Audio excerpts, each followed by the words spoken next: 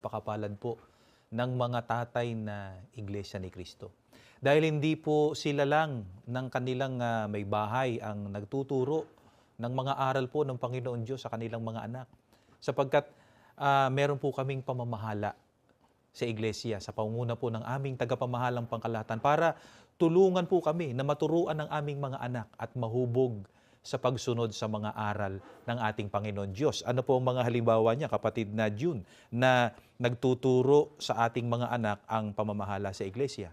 Pangunahin na po ang pagsamba ng kabataan. Ayan, oo. Na doon po ay dumadalo ang mga kabataang Iglesia ni Cristo, Ayan. maliliit na mga bata, at doon po tinuturuan sila ng mga aral ng atin pong Ayan, Panginoon parang, Diyos. oo. Bukod po riyan ay meron pang iba't ibang mga kapisanang pansambahayan. Kagaya po ng kapisanang buklod para sa mga mag-asawa. Ayan, oo. Meron pong kapisanang Kadiwa, kadiwa oo. para po naman sa mga kabinataan at kadalagahan Oo. na 18 taong gulang pataas. Hanggat wala pang asawa. pang asawa.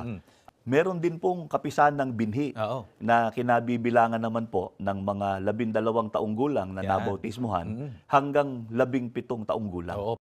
At hindi lang yan, kapatid na June. Maging kapag yung ating mga anak o mga kabataang Iglesia ni Cristo nasa paaralan, meron din silang kinaaniban na samahan doon, di ba? Ang CBI po, Yan, o oo. Christian Brotherhood International, International, yan. na